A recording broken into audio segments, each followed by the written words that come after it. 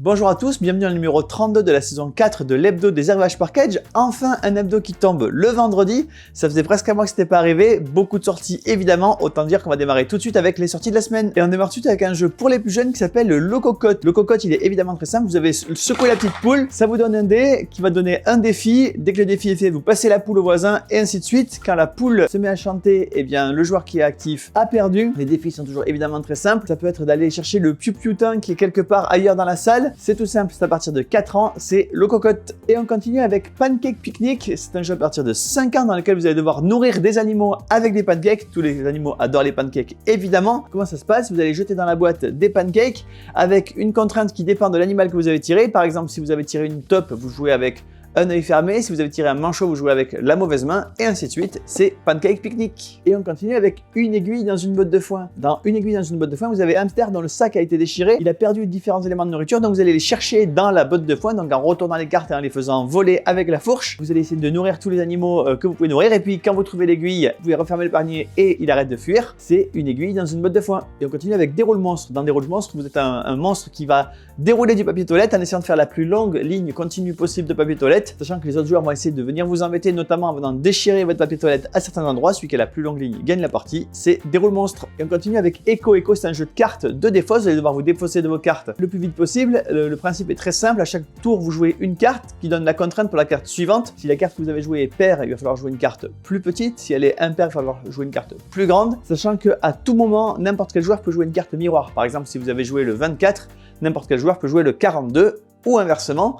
Donc il va falloir que tous les joueurs soient extrêmement attentifs pendant toute la partie pour évidemment éviter de rater une carte miroir à jouer. C'est Echo. Et on continue avec Ninjan. Ninjan, c'est un jeu qui revisite le principe du pierre-feuille-ciseau. Chaque joueur a un paquet de cartes numéroté de 1 à 9 avec 3 feuilles, 3 pierres, 3 ciseaux. Il va y avoir des piles de cartes à récupérer. À chaque tour, les joueurs décident simultanément de quelle carte jouer. Celui qui joue la plus grosse carte pierre récupère une carte ciseau du dessus de la pile, et ainsi de suite. Donc un jeu de double guessing et de mémoire, c'est Ninjan. Et on continue avec Daruma. Daruma, c'est un jeu dans lequel vous allez jeter des dés. Tous les dés 4 que vous faites, 4 vous savez c'est un nombre qui porte malheur à Nazi, sont perdus. Tous les jetons 1 vous les gardez, vous allez vous en servir pour faire les yeux de vos Daruma. Vous pouvez relancer les dés autant que vous voulez, mais attention parce que au plus vous relancez et au plus vous allez avoir de 4. Quand vous remplissez les 2 yeux d'un Daruma, vous gagnez un pouvoir spécial qui va vous permettre voilà, soit de relancer, soit de modifier les dés et ainsi de suite. C'est Daruma. Et on continue avec Einstein le jeu. Einstein le jeu, c'est un jeu de quiz, mais pas du tout sur votre culture générale, c'est un jeu de logique, un peu à la façon des tests de QI que vous pouvez avoir. Il y a 260 questions dans la boîte. À chaque fois, l'équipe la plus rapide à répondre à la question remporte la carte et se permet d'avancer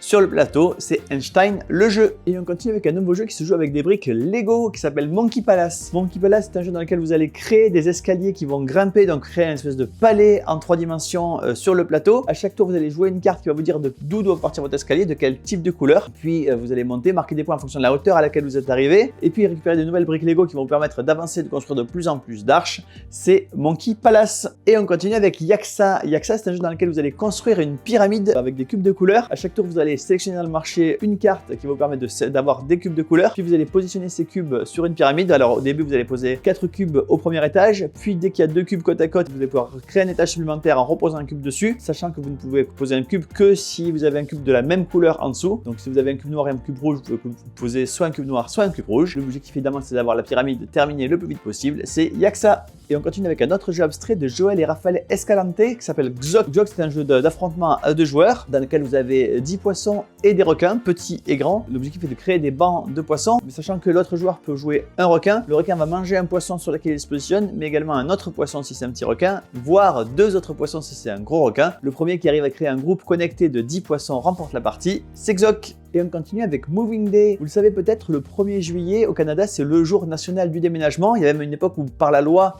on ne pouvait quitter un appartement que le 1er juillet. Donc tout le Canada se couvrait de camions déménagement. Aujourd'hui, la loi a disparu, mais la tradition est restée. Donc vous allez avoir plusieurs déménagements organisés en parallèle. Chaque joueur organise le sien, va essayer de remplir au mieux possible les camions et avoir les copains qui vont permettre de transporter les cartons. À chaque tour, vous allez choisir un lot avec une personne et des cartons. Devoir faire entrer les cartons dans les camions, la voiture, la moto, avec en plus des contraintes du type si vous vous avez un objet fragile en dessous d'un objet lourd, eh bien il va s'abîmer et vous allez perdre des points. Il va falloir que vous ayez les bonnes personnes pour porter les cartons, c'est Moving Day. Et on continue avec un jeu d'ambiance qui va tester votre culture musicale. Ça s'appelle Play It, années 90 et 2000. Le jeu se joue en 3 manches et par équipe évidemment. Première manche, il va y avoir tout un tas de questions sur les paroles des chansons des années 90 et 2000. Il va falloir répondre à un maximum de questions possibles. Ensuite, vous avez des questions sur des fun facts, des éléments de culture générale sur le monde de la musique évidemment. Et puis ensuite, vous avez un blind test avec un QR code à scanner. L'équipe qui pose la question choisit 5 chansons parmi la playlist créée par le QR code. Évidemment, il va falloir retrouver un maximum de ces 5 chansons. C'est Play It, années 90 et 2000. Et on continue avec 2 jeux en un. C'est Patata, c'est un jeu qui réinvente la patate chaude. Donc vous allez devoir trouver des réponses sur un thème donné, puis lancer la patate. Vous verrez dans la boîte la patate en mousse, c'est absolument magnifique, on dirait une vraie. Ça va circuler jusqu'à ce que quelqu'un hésite ou mette plus de 30 secondes à répondre. Et dans ce cas-là, il a perdu. Sachant qu'il y a des toppings qui vont venir rajouter un peu de sel à la partie. Des toppings qui rajoutent du sel à la patate. Vous avez 2 versions comme vous voyez dans mes mains. Vous avez une version familiale et une version plus adulte avec des thèmes évidemment plus adultes. C'est Patata. Et on continue avec un jeu de Mathieu Aubert et Théo Rivière, 2 auteurs relativement expérimentés. Séparément, ils ont fait plein de jeux, mais ensemble, ils en ont fait aussi, et notamment un jeu qui s'appelle Packet Chips. Ici, avec un jeu qui s'appelle Inori, un jeu plutôt thématisé esprit de la nature, dans lequel vous avez des esprits à contenter en leur faisant des offrandes. Concrètement, c'est de la pose d'ouvrier. Vous allez sélectionner l'endroit où vous allez envoyer vos offrandes pour satisfaire les esprits. Quand les esprits sont remplis, évidemment, vous avez des points en bonus. C'est Inori. Et on continue avec Festival, c'est un jeu de Grégory Grard. Grégory Grard, c'est un auteur qui a fait pas mal de jeux avec succès. Il a notamment fait Mon Malin, mais également Sur les traces de Darwin, qui a eu un succès phénoménal l'année dernière, mais également Château Combo, qui est en train de pousser parmi les plus gros jeux de la fin 2024. Il est d'ailleurs dans le classement Fairplay extrêmement élevé dans SN cette année, puisqu'il est sorti à SN cette année. Festival, lui, c'est un jeu qui va vous faire un feu d'artifice. Donc à vous d'aller collecter les différentes tuiles pour faire le plus beau feu d'artifice possible avec les plus belles combos possibles. C'est Festival. Et on continue avec Aorum. Je vous le disais la semaine dernière, c'est toujours vrai, c'est vraiment la mode des jeux de plis en ce moment. Il y a eu The Crew qui a relancé le goût pour la belote, le tarot et les jeux de plis en général, puis Cat in the Box. Et là, cette année, il y a vraiment une quinzaine de jeux de plis différents qui ont tous des twists différents. Ici, c'est Aorum. Le twist du jeu, c'est que vous n'avez pas le droit de rejouer dans une couleur qui a été jouée dans le même pli. C'est-à-dire que dans tous les jeux de plis, normalement, quand on a lancé une couleur, il faut la suivre. Et bien là, au contraire, il va falloir changer de couleur à chaque carte, et donc c'est celui qui a joué la plus grosse carte qui l'emporte. Autre petit twist, celui qui a joué la plus petite carte à un prix va prendre une carte or qui va être, elle, considérée comme un atout et qui va éventuellement rapporter des points également en fin de partie. La partie s'arrête immédiatement quand il y a un joueur qui peut plus jouer une carte de couleur différente, et là on se met à compter les points. Les points dépendent d'un pari qui a été fait au début de la partie et qui peut également être modifié par les cartes or. Si vous avez moins de plis que le pari que vous avez fait, vous avez 0 points. Si vous avez plus de plis que le pari fait, vous avez le nombre de plis faits en points, et si jamais vous avez pile poil le bon score, vous doublez vos points. C'est Aorum. Et on continue avec un petit coup de cœur personnel, c'est Redac Chef. Ça a été un des gros buzz des scènes de l'année dernière. Il arrive enfin en France. C'est un jeu de rapidité dans lequel vous allez être un rédacteur en chef, comme son nom l'indique, qui va composer 3 unes de journaux les uns après les autres. Comment ça se passe? D'abord, il y a une première phase dans laquelle vous allez piocher frénétiquement des tuiles qui contiennent des éléments de journaux dans une pile générale, avec des photos, des articles, des publicités, etc. Quand il y a un joueur qui estime que c'est bon, il a tous les éléments qu'il lui faut, il annonce composition, et dans ces cas-là, eh bien, les joueurs doivent composer la une avec les articles qu'ils ont pris. Évidemment, s'il y a des articles en trop, ça se passe pas bien. Puis donc, il y a une phase de composition, là aussi en temps limité, dans laquelle on va essayer de placer le mieux possible tous les articles. Chaque article, chaque photo, chaque publicité a des façons un peu différentes de marquer des points. Les publicités, évidemment, vont rapporter de l'argent, qui vont permettre de développer également votre journal. Une différente, et la partie est finie. La direction artistique est géniale et extrêmement bien rendue. C'est Redac Chef. Et on continue avec Kalsada, un jeu de 2 auteurs grecs, Konstantinos Karagialis et Vangelis Bagartakis. Vangelis Bagartakis, vous le connaissez peut-être parce qu'il a fait pas mal de jeux. On lui doit notamment Kitchen Rush, Hégémonie, également le Temps d'émotion qui d'ailleurs est dans la Grande Braderie Package, profitez-en si vous avez l'occasion. Ici, il arrive avec un jeu plutôt abstrait, plutôt inspiré des jeux du type Azul, dans lequel vous allez récupérer des tuiles pour former le pavé de votre ville. C'est Kalsada. Et on continue avec Tabou sans tabou. C'est donc une nouvelle version du jeu Tabou que vous connaissez tous, avec évidemment des thèmes plutôt 18+, donc évidemment à jouer plutôt entre adultes. C'est Tabou sans tabou. Et on continue avec 2 nouveaux puzzles dans la collection Disney Thomas Kincaid. Thomas Kincaid, vous savez, c'est un artiste qui a fait beaucoup de travail avec Disney, et ses œuvres sont maintenant arrivées en puzzle 1000 pièces. Vous avez toute une collection avec 2 nouveaux éléments ici dans mes mains. Vous avez une version rebelle et une version Cendrillon heureux pour toujours, 2 puzzles 1000 pièces dans la collection de Thomas Kincaid. Puisque nous sommes dans l'univers de Disney, restons-y avec 4 nouveaux jeux de cartes dans la collection Disney, des jeux de cartes édités par Theory 11 avec évidemment les meilleures machines de production de jeux de cartes, donc ce sont des cartes de qualité casino, une qualité de production et de matériel évidemment, mais également une qualité de dessin. N'hésitez pas à aller regarder sur le site toutes les images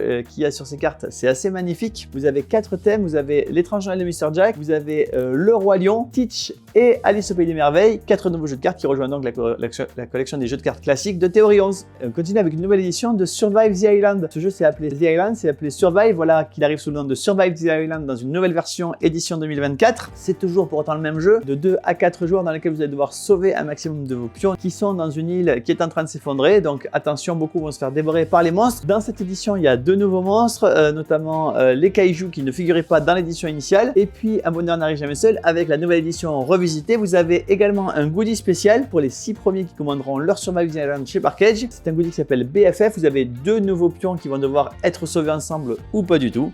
C'est Survive the Island avec le goodie BFF. Et on continue avec une nouvelle BD dont vous êtes le héros, qui se passe dans la tête de Monsieur le Prof. C'est la rentrée, vous devez survivre à votre première journée en tant que professeur. Monsieur le Prof, vous le savez peut-être, c'est une star de Twitter, c'est William Lafleur, un ancien prof qui est devenu auteur, qui a évidemment supervisé toute cette BD. Elle est dessinée par Gorobei, c'est dans la tête de Monsieur le Prof. Et on continue avec une nouvelle édition de Patchwork. Patchwork, c'est un des triomphes de Uwe Rosenberg. C'est un jeu qui a 10 ans, il arrive avec une édition anniversaire revisitée. Alors, les règles du jeu n'ont pas changé, simplement le look and feel du jeu, le matériel a évolué. C'est la nouvelle édition de Patchwork, 10e anniversaire. Je vous parlais il y a quelques minutes de festival, voici maintenant Fireworks, avec une approche un peu différente du thème du festival de feux d'artifice. Fireworks, c'est une suite de kites. Dans Kites, vous deviez faire voler des cerfs-volants. Dans Fireworks, vous allez faire le plus beau feu d'artifice possible, sachant que comme dans Kites, chaque fois que vous jouez une carte, vous allez retourner les sabliers qui correspondent à cette carte. Il ne faut faire tomber aucun sablier, sauf nouveauté, un sablier qui lui ne peut être retourné que quand il est tombé, donc à vous de choisir les bons moments pour jouer la carte de ce sablier. C'est Fireworks. Autre jeu qui lui a presque 10 ans, c'était Seven Wonders Duel, un jeu d'affrontement à 2 comme Patchwork, qui a eu un succès absolument phénoménal. Il a gagné des dizaines et des dizaines de prix partout dans le monde. Ici, il revient avec une thématisation Seigneur des Anneaux. Donc un joueur va jouer les peuples libres, l'autre va jouer Sauron. Les mécaniques de base, ce sont celles de Seven Wonders Duel, avec évidemment quelques twists. On a réintégré une partie des extensions qui existaient pour Seven Wonders Duel. On a resimplifié les points de règle qui étaient peut-être un peu complexes, symétriques, mais finalement pas tant que ça. C'est Seven Wonders Duel, ou plutôt Duel pour la Terre du Milieu. Et on continue avec une nouvelle boîte dans la collection Blanc Manger Coco, c'est la 7e boîte, c'est le bonheur partagé. Pourquoi ce titre, le bonheur partagé? Parce qu'en fait, les auteurs de Blanc Manger Coco sont allés voir leur communauté, ont dit, dites-nous la carte que vous rêviez d'avoir dans Blanc Manger Coco et qu'on n'a jamais fait. La communauté a répondu en masse, il y a eu des centaines et des milliers de réponses. Les auteurs ont choisi les toutes meilleures, donc il y a vraiment le best-of du best-of de la communauté de Blanc Manger Coco dans cette boîte, c'est Blanc Manger Coco, le bonheur partagé. Vous connaissez sans doute les Aventuriers du Rail, il y a plein de versions de ce jeu. Voici un nouveau goodie qui vient améliorer votre expérience de jeu pour les Aventuriers du Rail, 5 boîtes avec des wagons de 5 couleurs différentes qui vont être évidemment beaucoup plus jolis que les wagons de base. C'est compatible avec sensiblement toutes les versions des Aventuriers du Rail, sauf peut-être les Légendes de l'Ouest. Il y aura évidemment un PK Game Pack avec un tarif promotionnel avec les 5 boîtes des Aventuriers du Rail. Autre grand classique du jeu de société, Zombicide, nouvelle extension de Zombicide avec des nouveaux héros, des nouveaux monstres basés sur l'univers des Monty Python et plus précisément du Flying Circus. Donc vous allez trouver les grands personnages classiques des Monty Python, soit un adversaire, soit un allié. Vous avez le pied géant, vous avez le ministre des démarches ridicules et ainsi de suite. Beaucoup de matériel, beaucoup de figurines. C'est Zombicide, l'extension Monty Python Flying Circus. Et on continue avec une extension pour Barcelona. Barcelona, c'est un jeu de Dani Garcia. Ici, le jeu va ajouter le Passeig de Gracia. Le Passeig de Gracia, c'est une partie de l'exemple, c'est la grande avenue qui traverse l'exemple. Donc vous allez avoir une nouvelle mécanique qui va être les piétons qui vont vous faire scorer des points en fonction de leur niveau de contentement au fur et à mesure qu'ils déambulent dans les remblasses. C'est Barcelona, Passeig de Gracias, avec évidemment un PK Game Pack avec le jeu et son extension à tarif promotionnel. Et bien voilà, le numéro 32 de la saison 4 de l'Hebdo des Garage Parkage est terminé. J'espère qu'il vous a plu et je vous donne rendez-vous cette fois-ci, c'est promis, la semaine prochaine.